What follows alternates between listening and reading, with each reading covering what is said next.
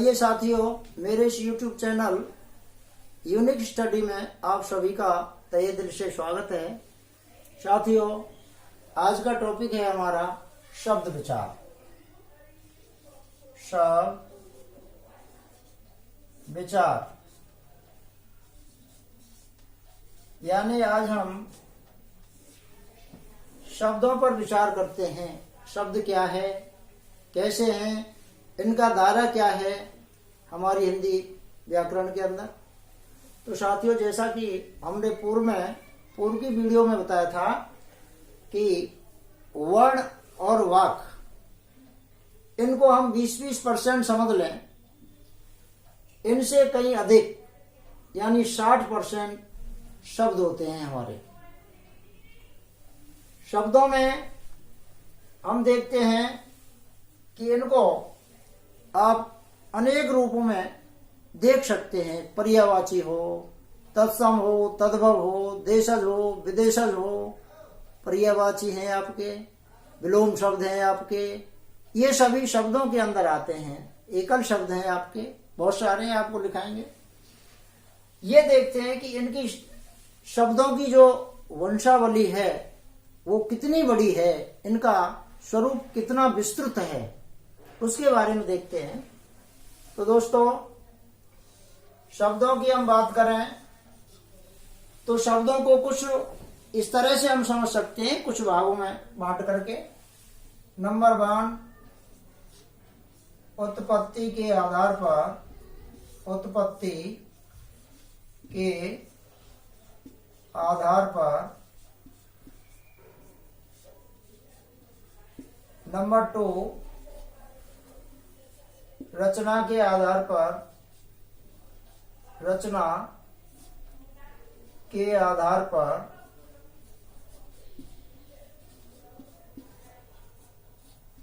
Number 3,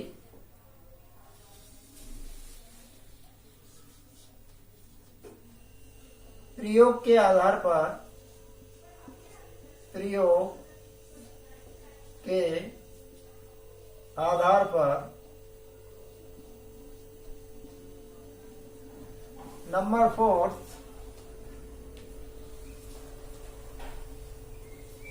4, अर्थ के आधार पर, अर्थ के आधार पर।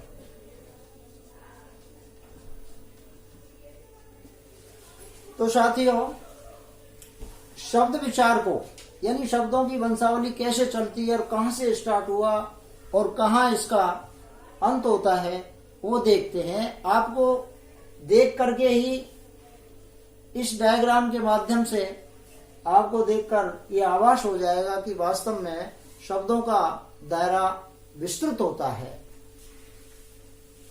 शब्दों को हम उत्पत्ति के आधार पर, रचना के आधार पर, प्रयोग के आधार पर और अर्थ के आधार पर बांट सकते हैं। लेकिन शब्द क्या है? शब्द हमारा एक क्रमबद्ध यानी वर्णों का क्रमबद्ध और सार्थक समूह है, वही शब्द कहलाता है। अगर सार्थक न हो और उन वर्णों का जो शब्द है वो क्रमबद्ध ना हो तो वो वर्णों का समूह शब्द नहीं कहला सकता।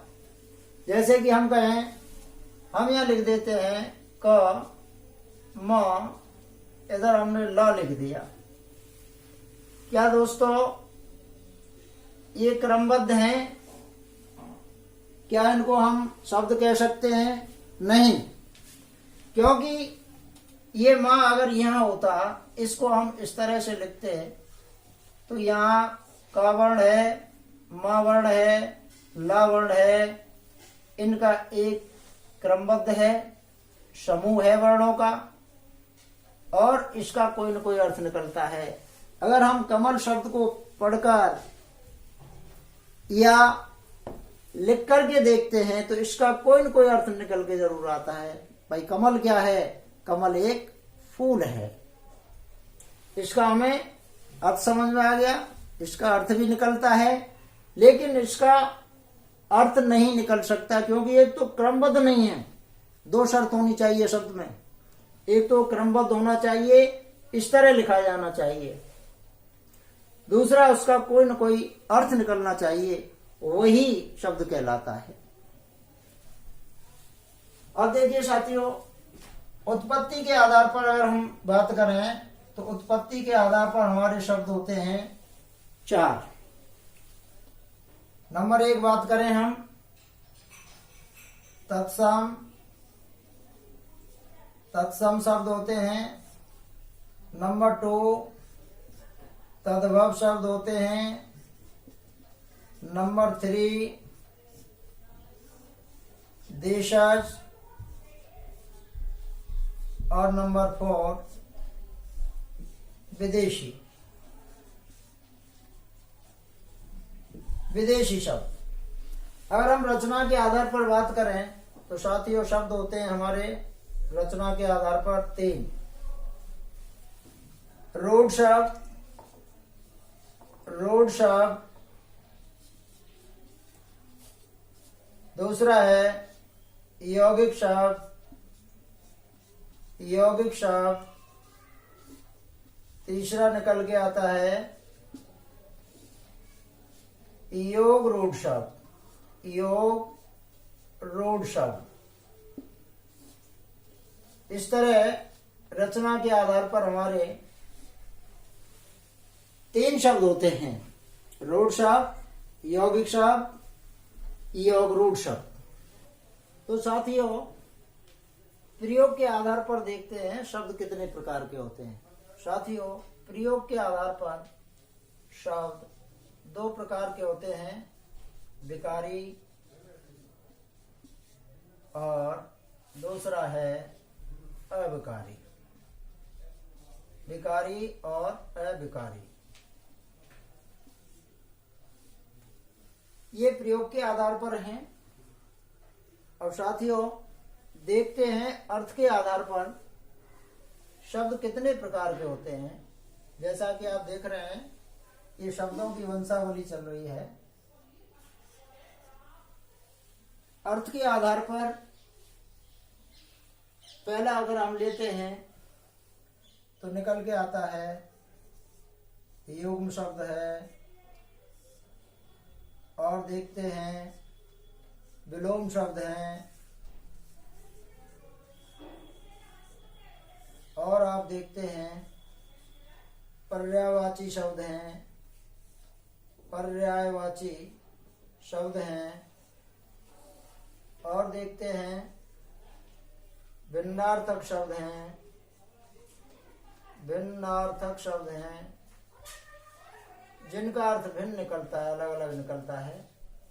और देखते हैं एकल शब्द हैं। एकल शब्द हैं। और साथियों और भी हैं, इनका हम देखें कि इनको युग्म शब्द जहाँ 2 शब्द होते हैं, विलोम शब्द हैं, विपरीत होते हैं, पर्यायवाची जो शब्द एक ही अर्थ प्रकट करते हैं, एक ही अर्थ बताते हैं, भिन्नार्थक जिन शब्दों के अर्थ अलग अलग निकलते हैं, एकल शब्द जिनको हम वन वर्ड के नाम से इंग्लिश में जानते हैं, वो एकल शब्द हैं, यानी एक शब्द में उत्तर लिखा जाता है। और बहुत सारे शब्द हैं जिनसे हमारा अर्थ के आधार पर वंशावली चलती है। अगर हम कहें साथियों विकारी शब्द की, विकारी शब्द भी हमारे 4 प्रकार के होते हैं, जिनमें संज्ञा, सर्वनाम, विशेषण, क्रिया। और अविकारी शब्दों में क्रिया विशेषण, आपका समुच्चयबोधक और संबंध बोधक, विस्मयादि बोधक, ये 4 भाग होते हैं इनके। इस तरह ये बढ़ते जाते हैं। अगर हम संज्ञा की बात करें तो संज्ञा भी 3 प्रकार की होती है, व्यक्तिवाचक, जातिवाचक, भाववाचक। और हम बात करें सर्वनाम शब्द की, इस तरह से क्वेश्चन पूछ लिया जाता है कि बताइए संज्ञा शब्द, संज्ञा शब्द किन शब्दों से निकल के आया है, या संज्ञा शब्द है उसमें दे दिया विकारी, बा में अविकारी, शा में दे दिया आपका रूढ़ शब्द, दा में दे दिया यौगिक शब्द। तो साथियों देखेंगे संज्ञा शब्द हमारा विकारी शब्द से निकल के आया है। इन पूरी वंशावली को हमें याद करना होगा। क्वेश्चन कहीं से किस तरह ही पुटअप होके आ सकता है, हमें पूरी जानकारी रखनी है। ये इनकी वंशावली है, इसको ध्यान में रखना है। इस तरह अर्थ के आधार पर भी हमारे बहुत सारे होते हैं और इनके भी अनेक शब्द होते हैं। जैसे हम किसी को भी ले लेते हैं, युग्म शब्द लेते हैं, युग्म शब्द बहुत सारे शब्द होते हैं, विलोम शब्द हैं बहुत होते हैं, पर्यायवाची शब्द हैं बहुत शब्द होते हैं। इस तरह इस शब्द विचार का दायरा यानी इसका विस्तार वर्ण और वाक्य से अधिक होता है। इनका क्षेत्र सबसे ज्यादा है।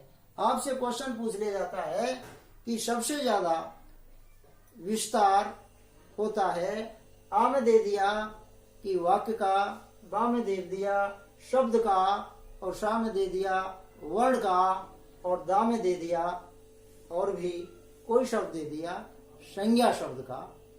तो साथियों सबसे पहले हमें शब्द लिखना होगा, क्योंकि शब्द का विस्तार सबसे अधिक होता है इन तीनों में से। ये विशेष ध्यान रखना है। आप चाहें तो साथियों स्क्रीनशॉट ले सकते हो।